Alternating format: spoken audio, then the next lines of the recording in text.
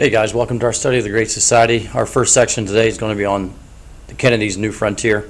As Kennedy gets elected, he has a plan both home and abroad, and today that's our focus is going to be just an outline of what he wanted to do as president. So let's begin. Again, his plan is what we call the New Frontier, and there's three different stages. One would be economics. And then within that category, we have a subcategory of the U.S. economy, U.S. poverty, and then world poverty. Another category in his New Frontier plan was the race to the moon, a big competition between the United States and Russia, trying to be the first to get a man to the moon. And then finally, civil rights. First, economics. Kennedy defeated Nixon in the 1960 election. Remember, that was the election that was the first one that was broadcast on TV. Kennedy had the edge because he was prepared, practiced, so to speak, by TV personnel and experts in the field. Nixon looked nervous, and people just didn't trust him because of that, I guess. Anyhow, the election was very, very close. And due to the fact that Kennedy did not win by a large margin, he does not have what we call a popular mandate. Let's see if this pen's going to work today.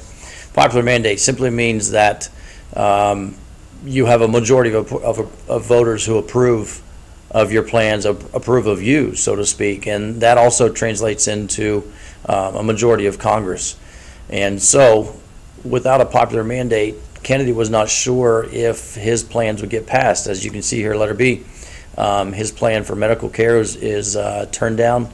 Urban growth improvement turned down. Improving education denied, all by Congress. Congress did, however, pass measures to boost the economy, increase national defense, provide international aid, and fund a massive program. These last three are all because of a fear of communism. That says communism. See that? So without a popular majority, the majority of Americans still had this fear of communism and wanted those things pushed through. A lot of Kennedy's advisors, remember his advisors were called the best and the brightest. And his most trusted advisor was his brother, Robert F. Kennedy. Anyhow, they're pushing for things like deficit spending, like we saw in the New Deal. And Congress does approve that again, Department of Defense to fight off communism abroad. So 20% increase to the Department of Defense.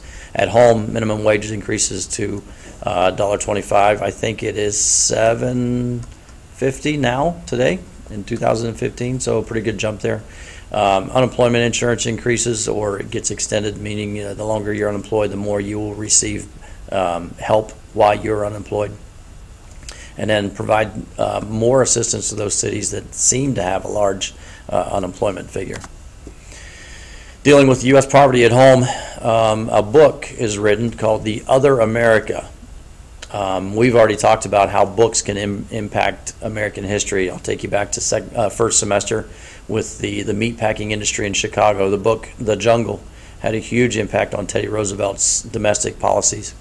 And it made a lot of changes as a result, brought to light a lot of things that most people were not aware of. Well, this book does the exact same thing. The Other America brought to light the problems of poverty in the United States. So Kennedy calls for a committee to attack this problem of national poverty, and he asks Congress to cut taxes by over $10 million.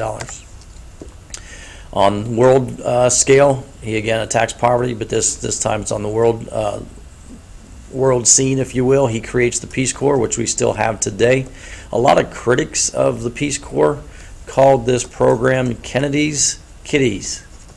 And they called him that because the majority of people were just out of college, so we're looking at maybe 23 to 24-year-old men and women.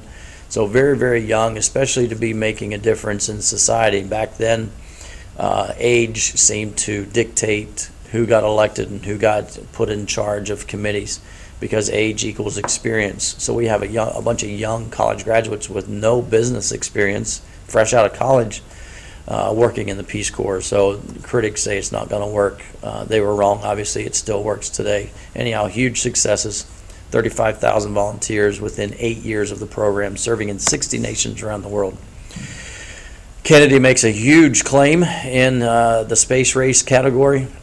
We were falling behind the Soviet Union in the space race. Remember, they put the Sputnik in satellite first, or in orbit first, and so we had to play catch up. Soviets then put the first man in space. We finally do so a month later.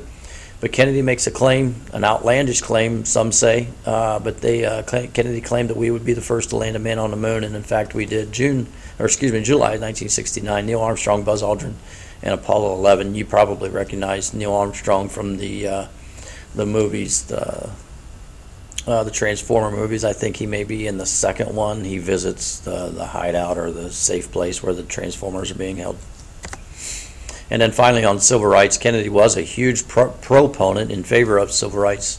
Does fight against segregation, orders the Justice Department, which is his brother, to investigate injustices in the South. A lot of movies are made about this time in history, about how the government attacks racism in the South. Mississippi Burning, a very good movie there on that issue. However, Kennedy dies before any of his civil rights issues or bills could be put into action, and that leads us into our next lesson, the assassination of President Kennedy.